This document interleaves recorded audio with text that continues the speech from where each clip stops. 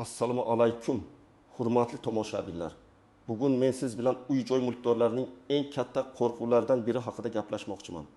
So'nggi paytlarda internetda, ijtimoiy tarmoqlarda yangi qonun qabul qilindi. Endi fuqarolar o'z kvartiralaridan ayriladi degan gaplar, shov-shuvlar juda ko'paydi. Yangi qonun bo'yicha uylar tortib olinadi. Kvartingizni tortib olish uchun bitta bahona yetarli. Hammadan kvartira olib qo'yish boshlandi kabi sarlavhalarni ko'rib, yuragi orqasiga tortmaydigan odam bo'lmasa kerak. Bu xabarlar ko'pchilikni xavotirga solib, o'z mulki taqdiridan jiddiy tashvishga qo'ygani aniq. Shu sababli bu ma'lumot har bir uy-joy egasi uchun, har bir oila uchun o'ta muhim ahamiyatga ega. Men sizni aynan shu mavzu bo'yicha eng yangi va ishonchli ma'lumotlar bilan tanishtirmoqchiman. Shu boisdan iltimos, diqqat bilan eshiting va videoning oxirigacha qoling. Bu sizning mulkingizni himoya qilish uchun muhim qadam bo'lishi mumkin. Hozirdayoq kanalimizga obuna bo'lishni va bu videoga like bosishni unutmang.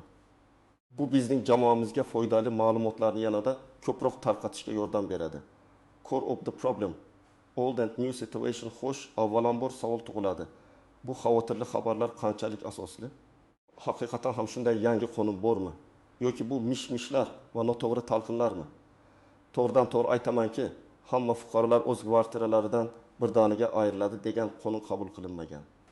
Bunday universal yo'qotish mexanizmi mavjud emas va hech bir demokratik davlatda ham fuqarolarning asosiy mulk huquqlarini bunday yirik miqyosda cheklovchi qonun qabul qilinmaydi.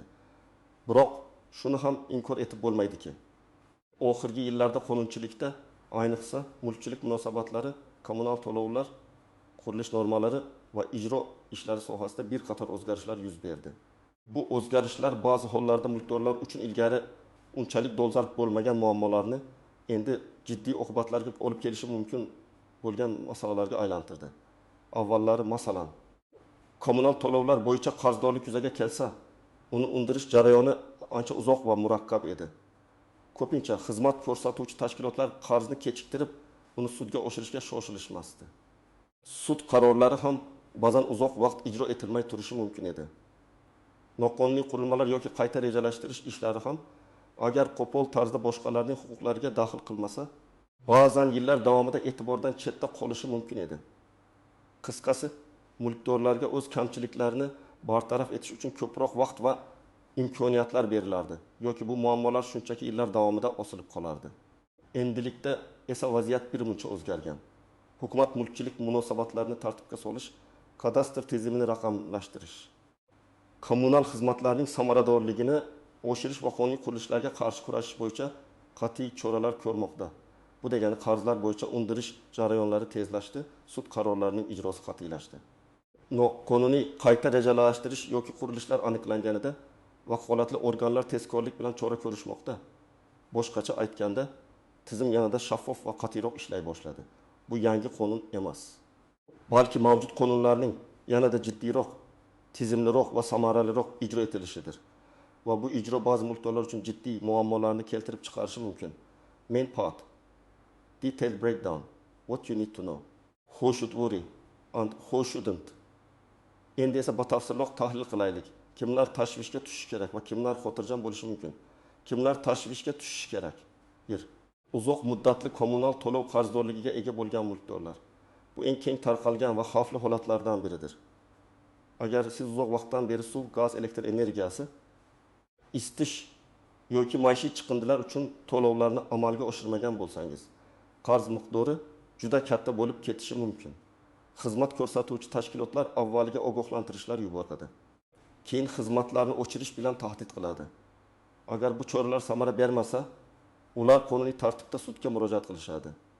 Sud qaroriga binoan qarzdorlikni undirish majburiy ijro byurosi zimmasiga tushadi, men xodimlari esa eng avvalo bank hisob varaqlaridagi mablag'larni hisobdan chiqarish, daromadga nisbatan undiruvni qaratish kabi choralarni qo'llaydi. Agar bu usullar qarzni qoplashga yetarli bo'lmasa, qarzdorning mol mulkiga, jumladan ko'chmas mulkiga ham undiruv qaratilishi mumkin. Bu degani, agar sizning qarzingiz juda katta bo'lsa va uni qoplash uchun boshqa mol mulkingiz bo'lmasa, kvartirangizning sotilishi yoki garovga qo'yilishi xavfi tug'ilishi mumkin. Misolki, tasavvur qiling, Toshkent shahrida yashovchi A oilasi ishsizlik va boshqa muammolar tufayli 3 yil davomida kommunal to'lovlarni to'lay olmadi. Umumiy qarz miqdori 2 million so'mdan oshdi. Xizmat ko'rsatuvchi tashkilotlar bir necha bor ogohlantirishlar yubordi, lekin javob bo'lmadi. Oxir oqibat sudga da'vo arizasi kiritildi va sud qaroriga ko'ra A oilasidan 30 million so'm qarz undirish belgilandi. MIB ushbu ishni o'z zimmasiga olgach, A oilasining bankdagi kichik jamg'armalari va ish haqidan ayrim summalarni undirishga urindi, ammo bu qarzning atigi bir necha million so'mini qopladi. Boshqa hech qanday mulki bo'lmaganligi sababli. MIB xodimlari kvartira bo'yicha baholash o'tkazishni boshladi. Agar A oilasi qarzni qoplashning boshqa yo'lini topmasa, qonuniy tartibda kvartira kimosh savdosiga qo'yilishi mumkin. Bu holatda odatda kvartira qiymatidan qarz miqdori ushlab qolinadi, qolgan pul esa mulkdorga qaytariladi, ammo u boshpanasiz qolishi mumkin. 2. Kvartirasini garovga qo'yib, kredit olgan va uni to'lay olmayotgan mulkdorlar. Banklardan kredit olishda ko'pincha, ayniqsa yirik summalar uchun kvartira yoki uy garovga qo'yiladi. Agar kredit shartnomasi shartlari buzilsa va qarzdor belgilangan muddatlarda to'lovlarni amalga oshirmasa, bank qonuniy ravishda garovga qo'yilgan mulkni undirish huquqiga ega bo'ladi. Bu holatda ham jarayon sud orqali o'tadi. Bank avvaliga mijoz bilan muzokaralar olib borishga urinadi, lekin natija bo'lmasa sudga murojaat qiladi. Sud qarori asosida garovga qo'yilgan kvartira kimoshdi savdosiga qo'yiladi. Misol 2. Tadbirkor B. Tadbirkorlik faoliyatini kengaytirish maqsadida bankdan 5 million so'm miqdorida kredit oldi va uning yashash joyi bo'lgan 2 xonali kvartirasini garovga qo'ydi. Biroq biznesda kutilmagan qiyinchiliklar yuzaga keldi va B bir necha oy davomida kredit to'lovlarini amalga oshira olmadi. Bank dastlab bir necha bor ogohlantirish xatlari yubordi. Keyin B bilan uchrashib, muammoni hal qilish yo'llarini muhokama qildi. Ammo B to'lovlarni tiklay olmadi. Natijada bank sudga murojaat qildi va sud garov shartnomasiga asosan bank foydasiga qaror chiqardi. Endi B'ning kvartirasi kimoshdi savdosiga qo'yilishi kerak. Bu yerda hatto kvartira B'ning yagona turar joyi bo'lsa ham, garov shartnomasi mavjudligi sababli unga nisbatan undiruv qaratilishi mumkin. Qarz undirilgandan so'ng ortiqcha summa BJga qaytariladi, ammo B'ning boshqa yashash joyi yo'qoladi. Ot. Qonuniy qurilishlar yoki qayta rejalashtirish ishlarini amalga oshirgan mulkdorlar. Mulkdorlarning ko'pchiligi o'z kvartirasida katta o'zgarishlar kiritishga intiladi. Xonalarni birlashtirish, balkondan foydali maydon yasash, kommunikatsiyalarni ko'chirish, qo'shimcha xonalar qurish. Agar bu ishlar tegishli ruxsatnomalarsiz va qonunchilikda belgilangan normalarga rioya qilmasdan amalga oshirilsa, ular noqonuniy hisoblanadi. Shaharsozlik normalarini buzgan bunday qurilishlar nafaqat xavfsizlikka tahdid soladi, balki butun uyning konstruktiv barqarorligiga ham zarar yetkazishi mumkin. Vakolatli organlar, masalan, kadastr agentligi yoki qurilish vazirligi bunday holatlarni aniqlaganda mulkdorga ularni qonuniylashtirish yoki dastlabki holatga qaytarish bo'yicha ko'rsatma beradi.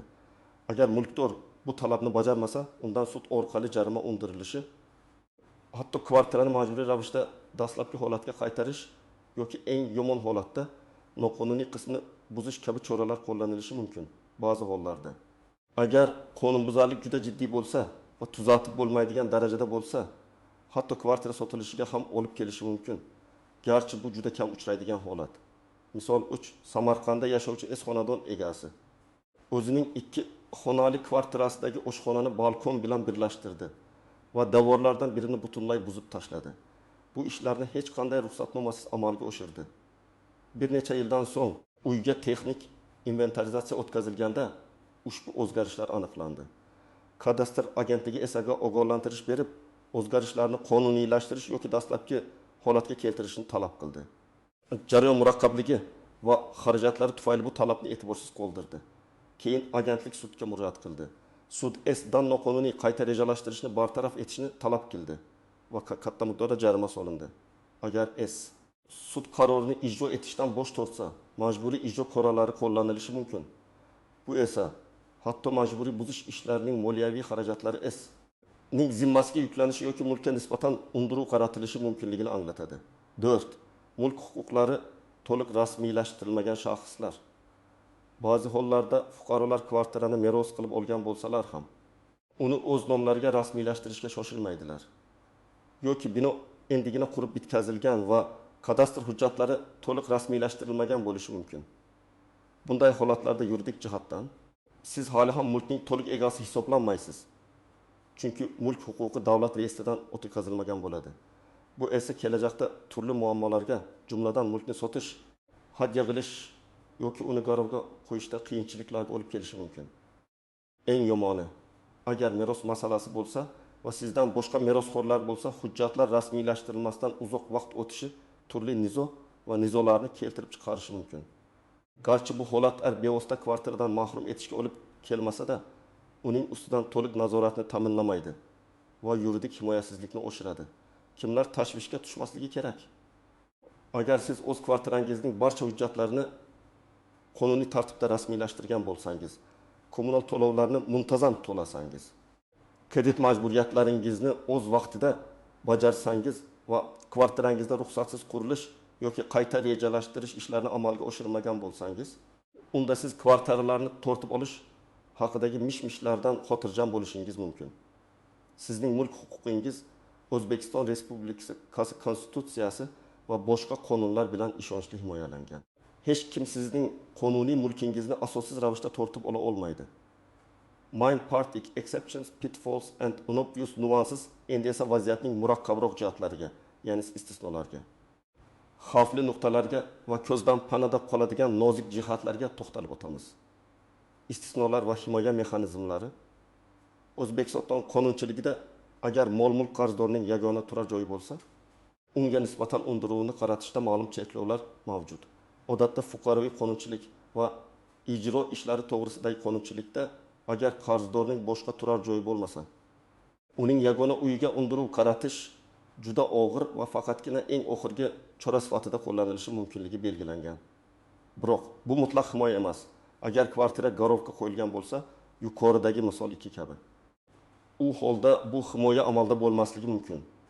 Shuningdek, juda katta miqdordagi jiddiy qarzlar, soliq qarzdorliklari yoki aliment to'lovlari kabi holatlarda ham qarzni qoplashning boshqa imkoniyati bo'lmaganida yagona uyga ham undiruv qaratilishi mumkin. Bu yerda asosiy nuanja sudning har bir ishni alohida ko'rib chiqishi va qarzdorning moddiy ahvolini, qarz miqdorini va boshqa imkoniyatlarni baholashi. 2. Qarz miqdorining ahamiyati. Kichik miqdorda qarzdorliklar tufayli kvartirani tortib olish deyarli imkonsizdir. Masalan, 5 ming so'm yoki 20 million so'm kommunal qarz uchun sizning kvartirangiz hech qachon kimoshdi savdosiga qo'yilmaydi. Majburiy ijro byurosi avvaliga boshqa choralar, masalan, bank hisob varaqlaridan undiruv, ish haqidan ushlab qolish, boshqa mol-mulkni undirish qo'llaydi. Kvartira faqatgina qarz miqdori kvartiraning o'rtacha bozor qiymatiga nisbatan juda kichik bo'lmagan hollarda va qarzni qoplashning boshqa yo'llari tugaganidan keyingina undiruv qaratilishi mumkin. Aniqlangan har qanday qarz miqdori uchun ham kvartirani tortib olish tartibi emas, balki qarzni majburiy undirish tartibi qo'llaniladi. Eskirish muddati, davlat da'vosining muddati. Qonunchilikda turli huquqiy talablar uchun belgilangan muddatlar mavjud. Masalan, kommunal to'lovlar bo'yicha qarzni undirish uchun 3 yillik eskirish muddati mavjud. Bu degani, agar xizmat ko'rsatuvchi tashkilot 3 yildan ortiq muddat davomida to'lanmagan qarzni sud orqali undirishni talab qilsa, qarzdor bu muddat o'tganligini bildirish huquqiga ega. Ammo shuni unutmaslik kerakki, bu muddat sudga ariza berilgan paytdan boshlab hisoblanadi va agar qarzdor ushbu muddat o'tganligini sudga bildirsa, sud uni inobatga olishi mumkin. Lekin ko'pchilik bu huquqini bilmaydi va undan foydalanmaydi. Shuningdek, har bir to'lov davri uchun eskirish muddati alohida hisoblanadi. Xavfli nuqtalar va e'tibordan chetda qoladigan jihatlar: 1. Rasmiy xatlarni va sud chaqiruvlarini e'tiborsiz qoldirish. Bu eng katta xatolardan biridir. Agar sizga MIBdan, sud yoki xizmat ko'rsatuvchi tashkilotdan rasmiy ogohlantirishlar, sud chaqiruvlari kelayotgan bo'lsa, ularni aslo e'tiborsiz qoldirmang. Ko'pchilik menga hech kim tegmaydi, bu shunchaki qog'oz deb o'ylaydi. Ammo aynan mana shu xatlarga javob bermaslik, sud majlislariga kelmaslik sizning ahvolingizni yomonlashtiradi. Sizning ishtirokingizsiz ham sud ishini ko'rib chiqishi va qaror qabul qilishi mumkin. Keyinchalik esa bu qarorni bekor qilish juda qiyin bo'ladi. Har bir rasmiy xatga jiddiy yondashing va kerak bo'lsa, advokat bilan maslahatlashing. 2. Hujjatlarga tushunmasdan imzo chekish. Bank bilan shartnoma tuzayotganingizda, notariusda biron-bir hujjatga imzo chekayotganingizda, uning har bir bandini diqqat bilan o'qib chiqing. Agar tushunmagan joylaringiz bo'lsa, savol berishdan tortinmang. Hatto bu joyda bir soat qolib ketishingizga to'g'ri kelsa ham. Ba'zida odamlar shoshilinchda yoki boshqalar aytganiga ishonib, mulkini garovga qo'yadigan yoki boshqa xavfli majburiyatlarni o'z zimmasiga oladigan shartnomalarga imzo chekib qo'yishadi. Keyinchalik afsuslanishdan ko'ra, hozirdan ehtiyot bo'lgan yaxshi. O'tu. Firibgarlar va tezkor yechimlar va'dasi. Yangi qonun haqidagi mish-mishlar firibgarlar uchun ham qulay tuproq bo'lishi mumkin. Ular odamlarga qo'rqinchli vaziyatni tasvirlab, biz kvartirangizni qutqaramiz, qarzni bekor qilamiz kabi yolg'on va'dalar berib, ulardan pul undirishi mumkin. Unutmang, hech qanday muammoni qonundan tashqari yo'l bilan tezkor hal qilib bo'lmaydi. Har doim faqat litsenziyaga ega advokatlar yoki yuristlarga murojaat qiling. Mish-mishlarga ishonish. Yuqorida aytib o'tganimdek, barcha kvartiralar tortib olinadi degan gaplar asossiz mish-mishlardir. Rasmiy ma'lumotlarni faqatgina davlat organlarining rasmiy veb-saytidan, ishonchli yangilik manbalaridan yoki malakali yuristlardan oling. Telegram kanallarda tarqalgan tasdiqlanmagan xabarlarga ko'r-ko'rona ishonmang. 5. Mulkdagi yuklamalarni muntazam tekshirmaslik. Sizning kvartirangizda biron bir yuklama, masalan, garov, taqiq, xatlov bor yo'qligini muntazam tekshirib turish muhim. Bu ma'lumotlarni kadastr agentligining ma'lumotlar bazasidan yoki notarius orqali bilib olish mumkin. Ba'zan siz bilmagan holda ham, masalan, eski egalarining qarzlari yoki sud ishlari tufayli kvartiraga nisbatan yuklamalar paydo bo'lishi mumkin. Bu holat ayniqsa ikkilamchi bozordan kvartira sotib olayotganda juda muhim. Obvious nuances, ko'zdan panada qoladigan nozik jihatlar. 1. Ko'p qavatli uylardagi umumiy mulk masalasi. Ko'p qavatli uylarda faqatgina sizning kvartirangiz emas, balki liftlar, zinapoyalar, tom, potval, kirish yo'laklari va yer uchastkasining bir qismi ham sizga va boshqa qo'shnilaringizga umumiy ulush huquqi asosida tegishli. Ba'zida ushbu umumiy mulkdan foydalanish yoki uni ta'minlash bilan bog'liq nizolar yuzaga kelishi mumkin. Agar bu nizolar chuqurlashsa va umumiy mulkdan foydalanish qoidalari buzilsa, bu sizning kvartirangizning narxiga va hatto uni sotish jarayoniga ham salbiy ta'sir ko'rsatishi mumkin. Masalan, agar siz umumiy maydonda noqonuniy qurilish qilsangiz, u buzilishi talab qilinishi mumkin. 2. Ro'yxatdan o'tkazish tartibidagi o'zgarishlar. Mulk huquqini ro'yxatdan o'tkazish tartibida doimiy ravishda yangilanishlar yuz berib turadi. Masalan, avvalgilardan farqli o'laroq, hozirda ko'plab jarayonlar raqamlashtirilgan. Sizning eski kadastr hujjatlaringiz yangi talablarga javob bermasligi mumkin.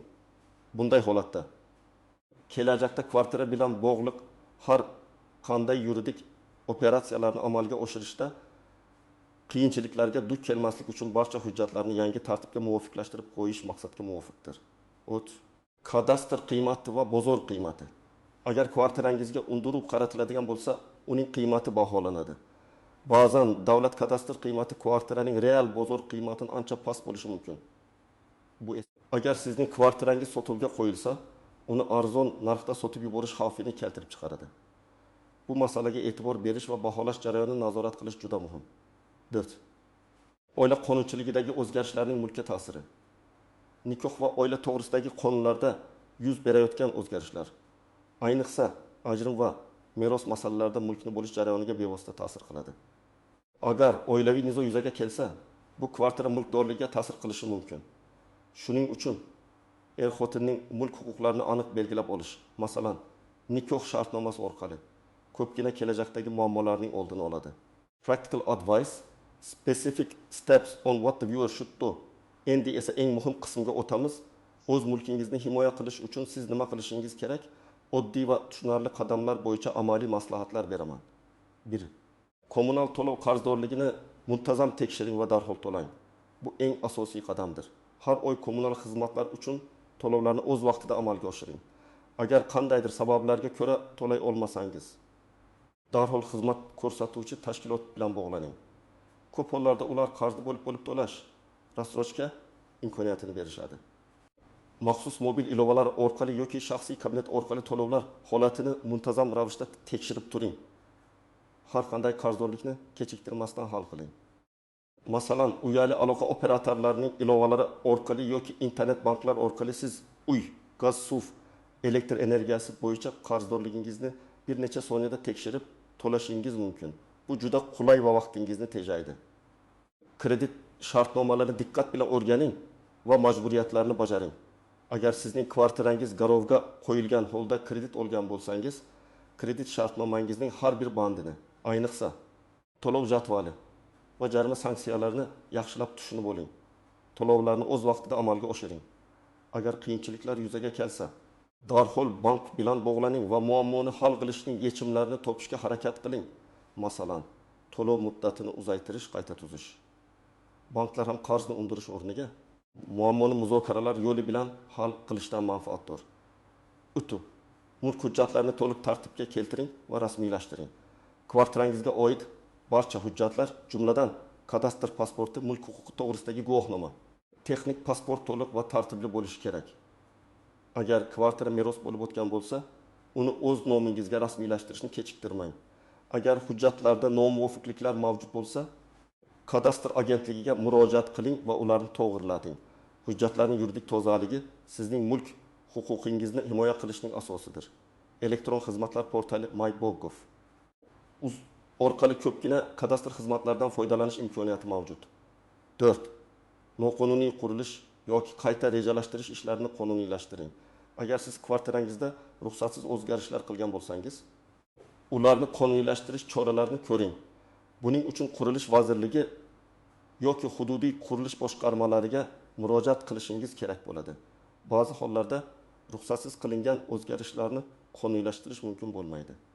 Bunday vaziyatlarda agar bu o'zgarishlar xavfsizlik talablariga zid bo'lsa, ularni dastlabki holatiga qaytarishga to'g'ri keladi. Qonuniylashtirish jarayoni ma'lum xarajatlar va vaqt talab qiladi. Lekin kelajakda yuzaga kelishi mumkin bo'lgan katta muammolardan qutqaradi. 5. Huquqiy maslahat uchun malakali mutaxassislarga murojaat qiling. Agar sizda qandaydir shubhalar yoki savollar bo'lsa, o'z sohasining malakali mutaxassisi, advokat yoki yuristga murojaat qiling.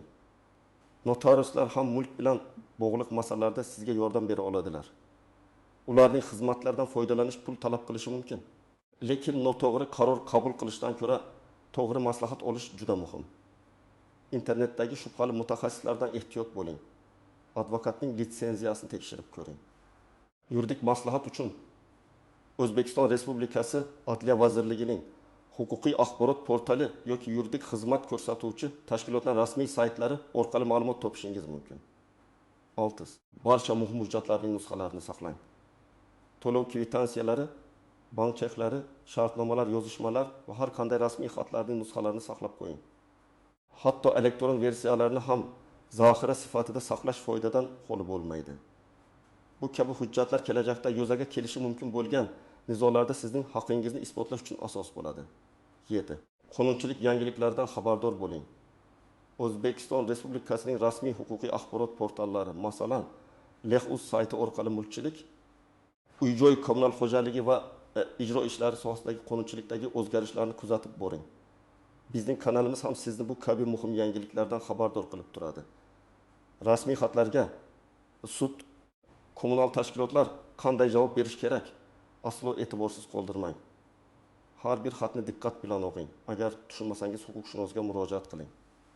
Xatda ko'rsatilgan muddatlarda javob qaytaring yoki talablarni bajaring. Agar sud chaqiruvi bo'lsa, sud majlisiga boring. Agar bora olmasangiz, sababini ko'rsatgan holda sudga yozma ariza bilan murojaat qiling va majlisni boshqa muddatga qoldirishni so'rang. Har qanday javob yoki arizangizning nusxasini o'zingizda saqlab qoling. Conclusion and final hook xulosa qilib aytganda, aziz do'stlar, fuqarolar kvartiralardan ayriladi degan gaplar o'z-o'zidan sodir bo'ladigan voqelik emas. Bu ko'proq mishmishlar va noto'g'ri talqinlar natijasida yuzaga kelgan keng tarqalgan xavotirdir. Ammo shuni ham unutmaslik kerakki, qonunlarning qat'iy ijro etilishi, mas'uliyatsizlik va e'tiborsizlik har bir mulkdor uchun jiddiy oqibatlarga olib kelishi mumkin. Agar siz o'z mulk huquqlaringizni bilsangiz, majburiyatlaringizni o'z vaqtida bajarsangiz, barcha hujjatlaringizni tartibda tutsangiz va qonunchilikdagi yangiliklardan xabardor bo'lsangiz, hech kim sizning qonuniy mulkingizga daxl qila olmaydi. Unutmang, sizning xotirjamligingiz va mulkingiz xavfsizligi sizning o'zingizning mas'uliyatingizga bog'liq. Umid qilamanki, bugungi video siz uchun foydali bo'ldi va ko'plab savollaringizga javob topdingiz. Bu videodan olgan ma'lumotlaringizni boshqalar bilan ham bo'lishing. Chunki bu ma'lumotlar kimningdir mulkini saqlab qolishga yordam berishi mumkin. Sizning bu mavzu bo'yicha fikrlaringiz va savollaringiz biz uchun juda muhim. Iltimos, o'z mulohazalaringizni sharhlarda yozib qoldiring. Bu videoga like bosing va kanalimizga obuna bo'lishni unutmang. Keyingi videolarda ko'rishguncha xayr.